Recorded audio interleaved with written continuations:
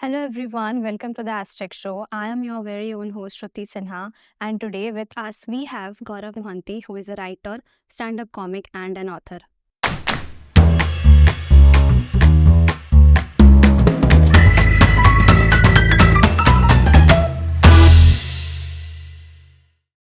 Hello Bhaiya. Hi, please just call me Gaurav. It's perfectly fine. Thank you so much for having me here. I'm really looking forward to this The conversation. pleasure is all ours. So, आपको introduce करते वक्त the first question that comes to my mind is first law, then stand-up comic and then author. So, what exactly were you trying to do? I think I always had this whole Leonardo da Vinci fantasy in my head that I wanted to try every venture that I could.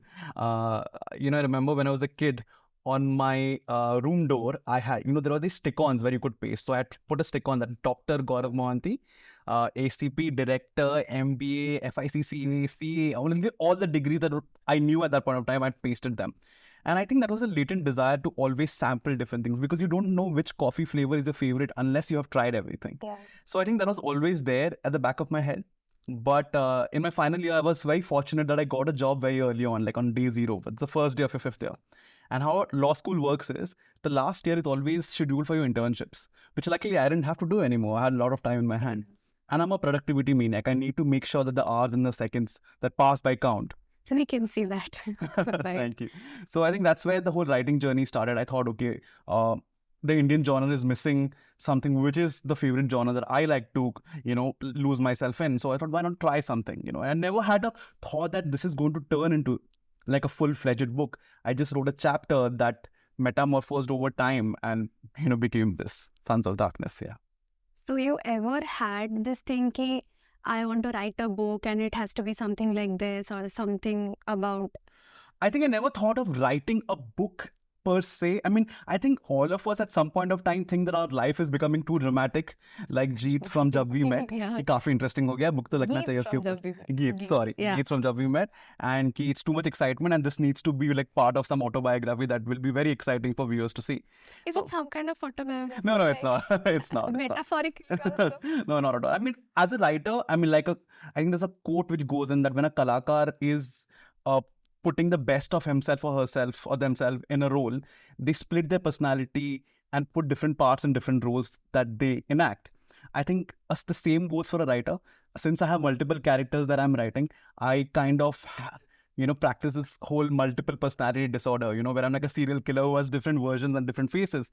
And whenever I was writing from the perspective of one character, I used to step into their shoes so that my responses to situations that as a writer I came up with, let's say there's a situation and what Gaurav would react as is not the same thing which Shakti would react as because his experiences, his life journey is very different. Yeah. So I think that multiple personality disorder serial killer trick really helped me, canvas the multiple characters that are there in this book.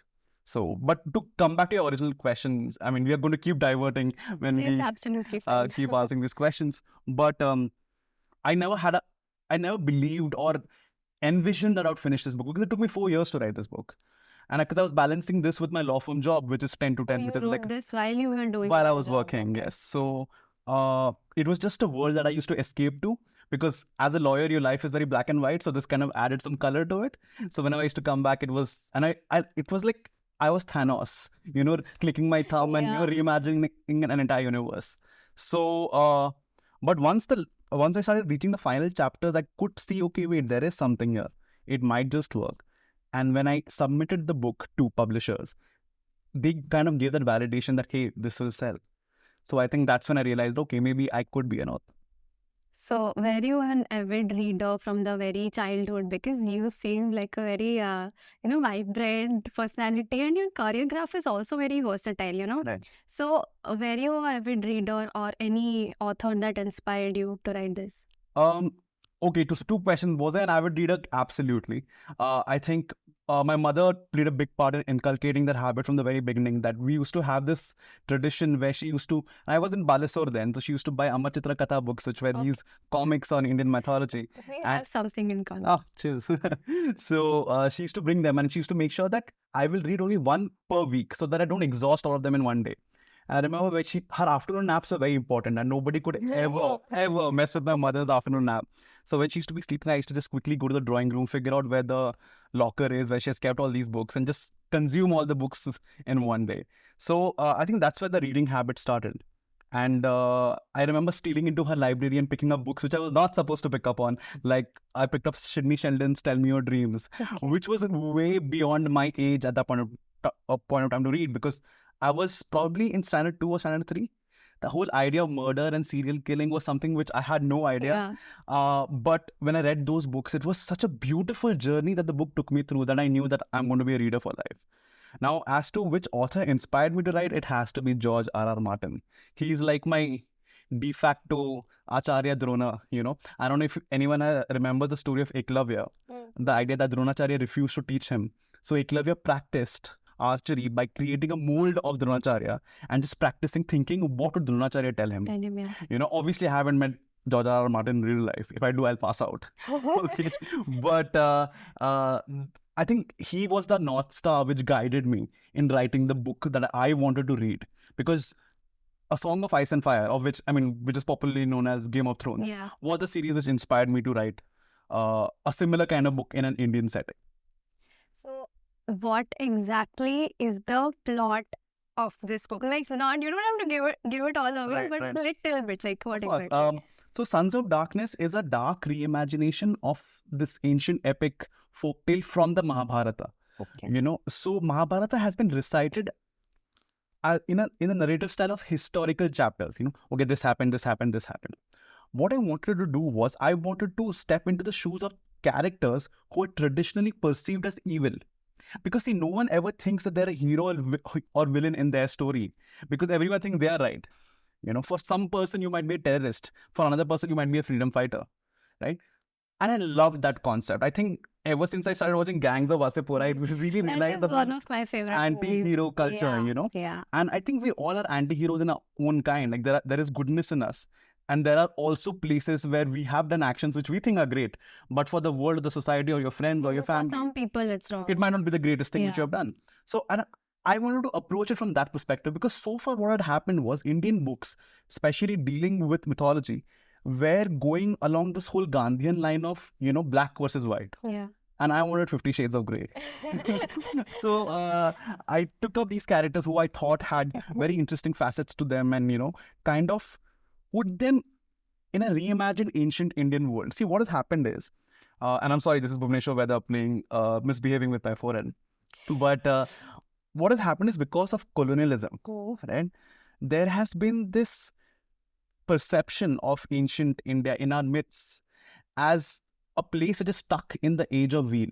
You know, huts, snake charmers. The land of snake charmers. Correct. You know, that's been this whole racist colonial perspective that has always looked at India. Now, when you look at Greek mythology, whenever they are imagining Zeus or Poseidon or all the Greek gods, it is hugely glorified all over the world, not just in Greece. As very six-pack abs and palaces and forts.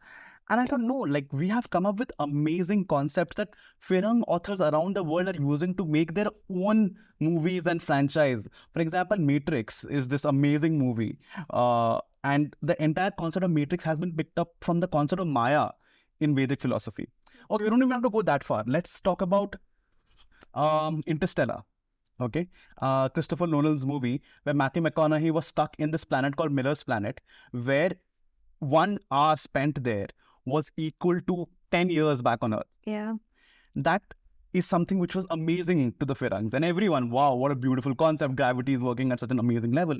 But ancient Indians had thought of this way back, centuries ago, and they had put this in form of a story where a warrior had gone and was fighting for Indra, and once the war is over, Indra tells him, I'm sorry, you fought well for us, but, you know, 1 day that you have spent here is equal to 100 years back there. So your entire family, your entire kingdom is all gone. So it's amazing that we have thought of this concept way back, and we have not, you know, shown it to the world or profited out of it or shown how glorious our ancient texts. A lot of it was, you know, eluded away when the Britishers came to India. Correct. I think because when they came, they started treating, see, they colonized half the world. I mean, it's the truth. And they kind of became the deciders or arbitrators of what is cool and what is not, you know. And from that perspective, they decided that Greek classics, be it the Iliad or the Odyssey, they are high literature, and they will be taught in Oxford and Eton and all their Ivy League colleges. And Ivy is obviously an American concept, but basically the top premier colleges in UK. But when it came to Indian literature, they started, since they could not understand the Sanskrit language, lost in translation and whatnot, they reduced it to heathens. They thought of it as third-tier literature. Just because they couldn't decipher what was written and everything, they looked down upon our Exactly. Yeah. So because of that, they were very happy in burning a lot of our texts. And they gave the same treatment to the Chinese mythology as well. Like there is an episode called as the burning of the Peking Palace, where they destroyed 1,000-year-old manuscripts because they didn't care about it, because they couldn't understand it. What you don't understand, you fear or you disdain. Yeah. So I think they went along those lines, and because of so many years of their subjugation, it kind of entered the psyche of national consciousness that, okay, yes, Mahabharata is awesome, yes, Ramayana is awesome, but, we will not deal with the magical aspects of it, because no, it shows as if it's stupid. Yeah. Even Amish's Immortals of Meluha, which is such a beautiful book. And also his Ramachandra's Correct, all of those books, and amazing stuff. But that book has tried to introduce a kind of science to justify certain aspects of the past, which was considered magic. Like, for example, Mahabharata has astras, which are these weapons that you fire which carry nuclear power. Compare it to atom bombs and nuclear. Correct. But what he does is he says, no, it's not that. It's just a simple arrow, which is great. It's one way of telling the story. But I've always believed that magic is nothing but unexplained science. Like if you ask our grandparents if they could ever imagine a car that drives on its own, they will think that we're talking Hogwarts. Yeah. For them, Tesla would be magic. I'm so sorry. Yeah. And so I guess from that perspective, I wanted to build on that magic, So in Sons of Darkness, there's an entire system where this assassin's apprentice is learning how to kill and murder people using yoga, chakras, and mandalas. I don't know if you've heard of the anime cartoon called Naruto. Yeah, everyone is heard of it. Yeah. So there's a lot of concept of chakras there where he invokes them and is able to ascend to a super level of power. That is completely the origin story of that lies in Indian philosophy, where we have 7 chakras in our body. Yeah. Yeah, exactly. Thank you. So when you meditate and do penance, you can raise that Kundalini snake and it goes around your chakras until it reaches your crown chakra, and then you ascend to a superior level. And that's amazing. So I wanted to use this to create this entire magic system so that India has its own Westeros or Hogwarts or Narnia. So that's the whole idea with Sons of Darkness. Coming back to the fun part. Yeah. I just wanted to ask, obviously college there is a lot of pressure, especially law college. Yeah. But still, somehow we managed to have a lot of fun also. So anything you want to share about your college that was fun or little mischievous kind of?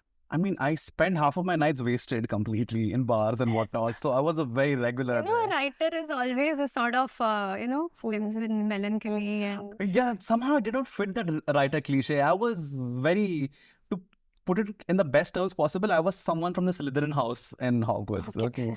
Like, I really enjoyed having a great time. And I knew that somehow I was always aware that college life is a very limited time period that you have to make the most out of a free and unburdened time, right?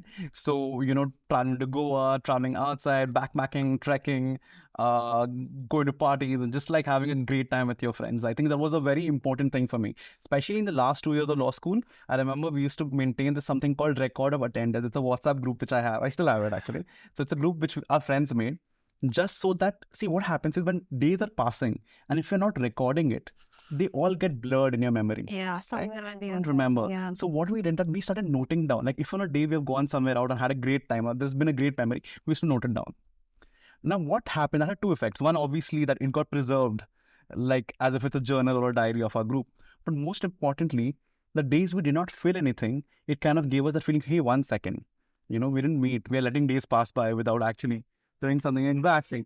So I think that kind of really made sure that, we utilized each and every day of our college life as much as we could and just chilled and just had a great time. So. Okay. So, like any specific event that you did, like I came here telling my mother that I have tuitions and I'm going to the tuitions. But actually I came here. Right. So anything of that. I'm glad you're confessing this on camera, but go on. Something very risky, something risky like this where there is a fear of Yeah, getting fear of caught. getting caught. Yeah, I love that fear of getting caught. But I'm just wondering, what all can I tell on camera and what I can't tell on camera? Because whatever I'm getting right now is Is completely there something you NSFW. did which you can't tell on camera? Yeah, like 1,000 things. Oh My my entire God. diary can be called, my autobiography can be called NSFW. So I'm just figuring out what I can say which does not. Okay, actually, this is the fun story. I remember I went to Kashmir with my friend, and this was actually, and when we reached Kashmir, it became actually a troublesome period there because there was a lot of stone pelting going on army vehicles and whatnot.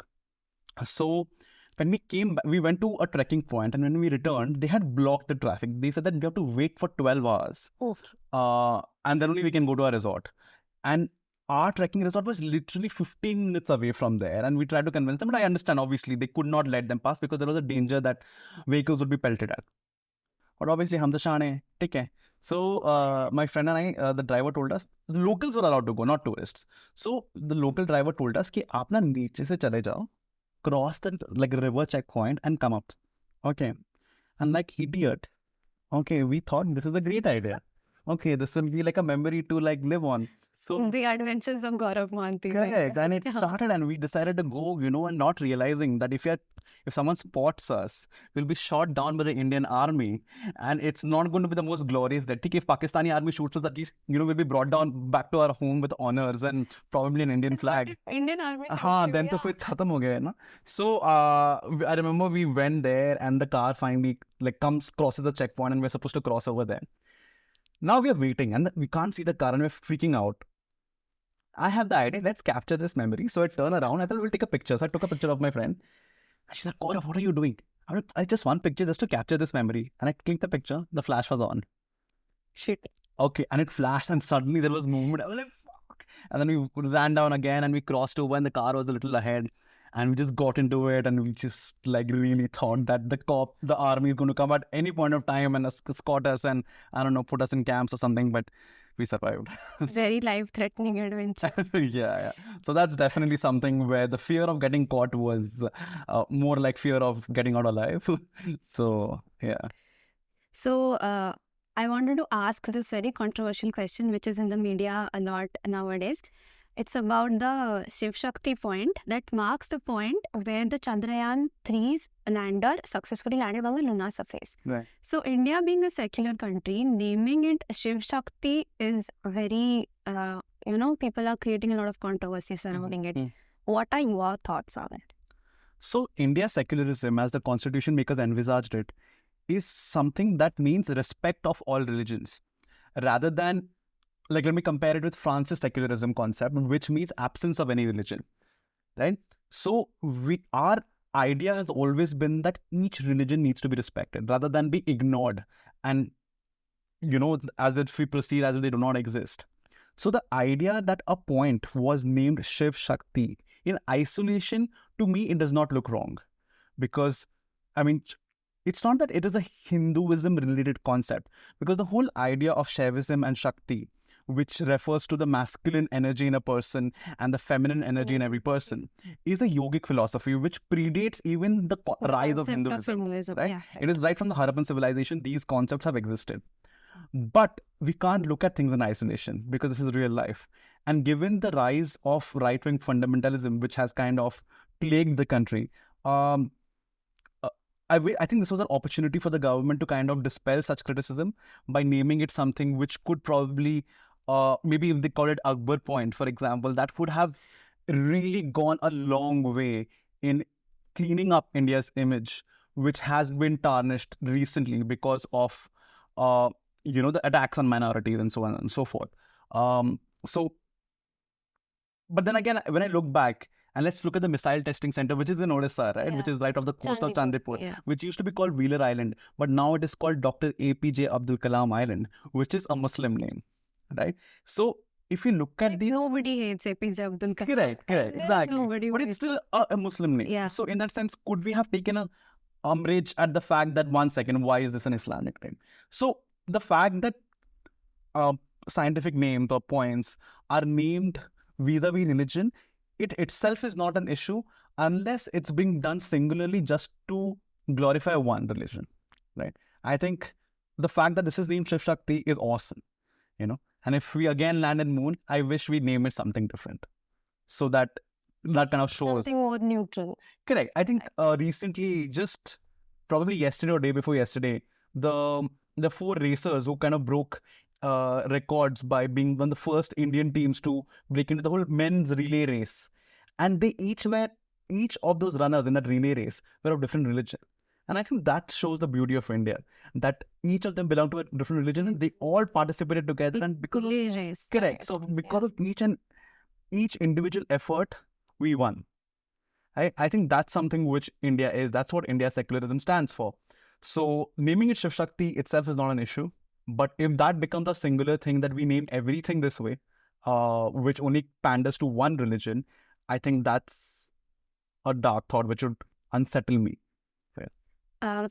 Another question. Yeah. Don't you think that the minority religion is given a way more importance than the majority religion? I mean, people, like keeping their religion aside, aren't we all humans? I mean, I understand the concept of unity and diversity, but it is not very much practiced here. So what are your viewpoints on that?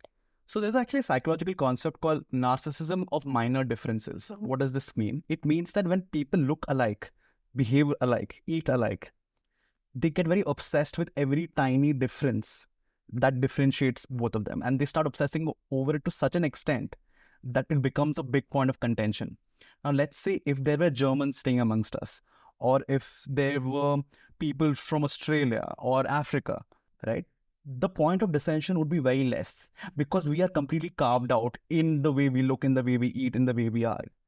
But when you look at Indians, we are all South Asians at the end of the day. That's our origin point. We look very similar. We are very similar. So what happens is there is this tiny part in our brain that kind of really aggravates these differences and turns it very violent. So it starts from a very small thing. Like you can see it in very innocent examples where I'm an ICC student and I will say, hey, CBSE students, no can do, you know. There is this concept of CBSE students, correct, ICC students. Exactly. Right. So Bhubaneswar people will look down on Cuttack people. Or Cuttack people will look down on Bhubaneswar people. Then Eastern Odisha will look down on Western Odisha. Odisha will look down on Bengal. Like, you know, so at every level in the health structure, huge regional differences, and correct, people make fun of the other states as well, the other culture as well. Yeah. So if it's done in a humorous sense, which is not malicious in nature, it's fine. I think there's a sort of sense of humor which we should all inculcate. Hurt anyone. Correct. Right. But the thing is, when it comes to the question which you had asked, like, you know, there have been so many issues between religions and whatnot. I think they have always existed, but what has happened is because of Twitter, because of social media, why am I singing on Twitter? Suddenly each and every one of us has a voice, right? Earlier, everyone was scared to voice out their opinions because somewhere in the back of their head, they knew that this might be wrong or this might not be accepted by the society as a whole. Condemned by the society. Correct. Right. But now what happens, a bunch of idiots speak out on Twitter and they find this echo chamber, right? Where suddenly their views being resonated and echoed. If one person says something, then any 2-3 people support them and then it just grows, right? So now their views are getting amplified and validated. So they think this is great. So very violent, aggressive views against different religion. Doesn't have to be minority against majority, religion against religion, state against state. These views, which are so toxic in nature, are being celebrated in those echo chambers. So they're not able to know that this is wrong. Right? And I think that is the dark side of social media. The validation that they which get, you receive, right? Yeah. That is so you don't realize that, okay, 1 second, what voices you're amplifying, you're just you're basically a herd of jackals, you know, as compared to, but in their head, they're thinking they're lions. Right? So it's a perception difference. And again, this is my perception. They might think what views I'm espousing with my group of people and my friends and whatnot might be something similar, right? But I think the whole idea, and I think this is a situation which is not plaguing India itself, it's plaguing the United States, UK, everywhere the dissension lines have grown very strict and defined because of the fault lines that social media has created. Because as I said, each and every one of us has a voice right now. And there is no filter on it. We're not applying filters to what we want to say. I think that will change only as a whole mass movement where we kind of attach this filter saying that if I'm not able to say what I want to say to the person on their face, I should not say it on Twitter. I think that's the one thing which you kind of It's a very common concept. Like, Correct. हाँ वो पे नहीं बोल सकते मैं Twitter पे कुछ भी. Exactly. So you don't want to be keyboard warriors. If you can actually say it out in front of the person, that means you should be able to say it on wherever you want as well. But if you are hiding from that, if you can't do that, and I think that means there is something wrong in that thought, which you know, but you are kind of, every man, every human being has an animal on the inside, Dr. Jekyll and Dr. Hyde concept. So I think we need to kind of make sure that we are human beings. The reason we have conquered over the other species in human beings in the animal kingdom is because of our superior intelligence. It's time we use it. Do you think democracy is the best structure of government? Because we can see in Germany when Hitler came, there was dictatorship, and Germany was facing a lot of economic problems in the background. But when Hitler came, he kind of sorted the problems. I'm not telling that he was a hero, but I hope you aren't. no, I have not. But under him, the Volkswagen company, it opened up Right. the car.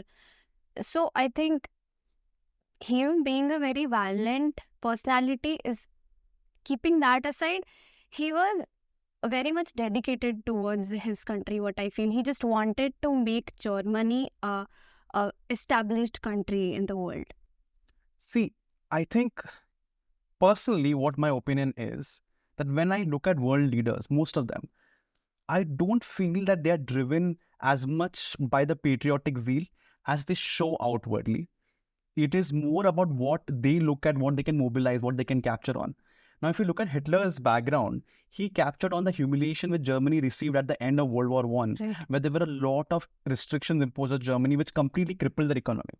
And that's why there was a lot of resentment amongst the German people, which Hitler abused and misused and rose to power. And when he rose to power, he rose at the cost of a big community of Jews who were very rich, by the way. So if you're saying the German economy developed, we might have to look at whether it was Volkswagen which really improved, or did the funds come from the families of people who were looted, right? So I don't think we can take that unidirectional approach. But coming to your original question as to which form of government is best, I think every form of government has its perks and cons, obviously. But I'm talking about India.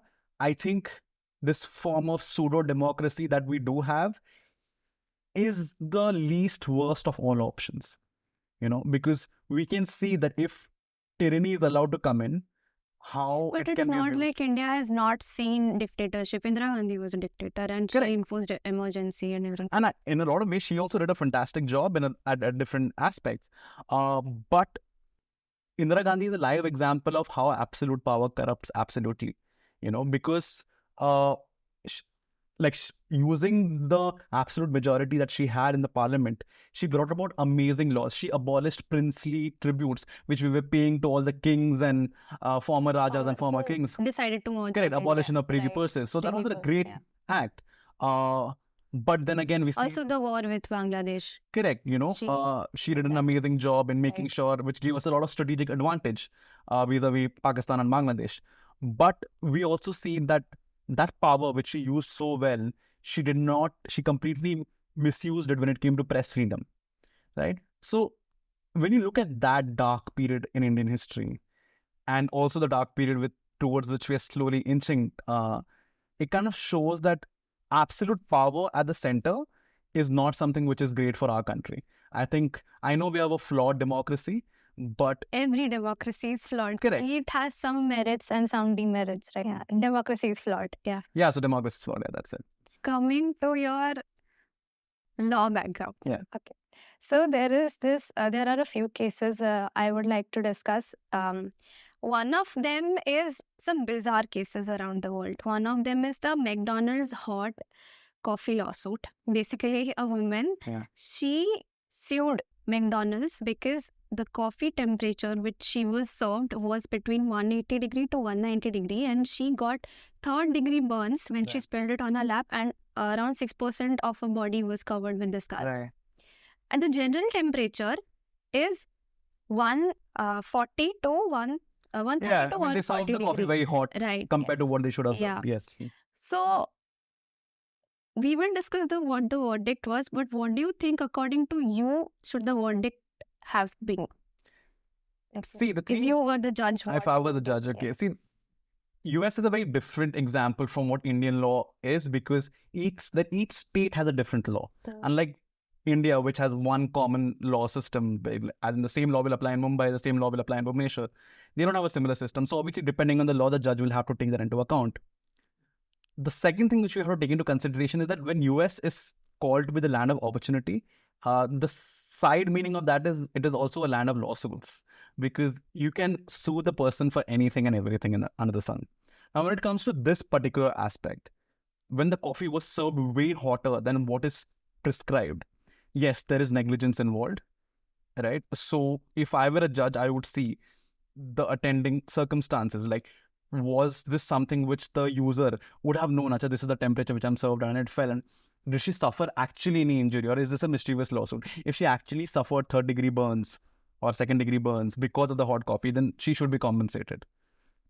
Because if Starbucks or McDonald's has not been following the standard guidelines, so obviously they're required to, because it's the whole concept of product liability, where whenever you're manufacturing a product, any consequences from using it, especially when you have not adhered to what you say that you're adhering to, I think you should be held liable to a certain extent. I think this is also common sense. You should not keep such hot cup of coffee on your lap while driving a car. This is correct. I agree with that, but if you're looking at strictly from a tort perspective, and I think I'm deep dive too much into law in this one, so I'll keep it simple.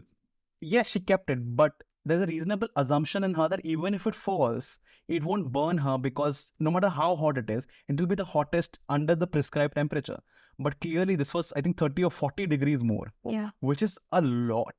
So I can imagine that burn she must have suffered would have led her to file that lawsuit. So the verdict was given that it was 20% her mistake, and yet she was given compensation for the third-degree burns. I'm glad that the judge and I are on the same page. Pretty much same. A man sued Budweiser, I guess. Budweiser for failing to help him attract beautiful women. Right. So basically, the people in America, we know they are very infamous for drinking a lot. Yeah. So this person saw this commercial on TV where a lot of women, gorgeous, flirtatious women were involved, and every company does that, to amplify their ads and everything. So he thought that if I consume a lot of this beer, I will also attract a lot of women. Right. And the court obviously dismissed his case, but what would you have done? I mean, if this were allowed, anyone who's using Axe perfume in India will definitely go up to the courts. All our perfume ads are very... not that dumb, to be honest. Yeah, I mean, okay.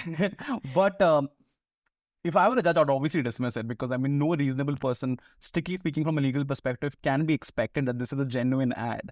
That suddenly if you put perfumes, 25, 30 girls will start running after you. I think it's ridiculous. So... yeah, I would have dismissed it. But I would have had fun with it at least. I would have definitely tortured Budweiser a little, saying that, what is this? How are you backing up your claim? Why are you putting this in? There's also objectification of women. Yeah. So I think the way companies are now making sure that this is like, stupid people don't really go after this, there's always this footnote in all these ads, which are basically disclaimers. So I think it's very important for companies to use it. But seeing it from a very serious perspective, don't you think the court already has so many cases which are untouched and everything?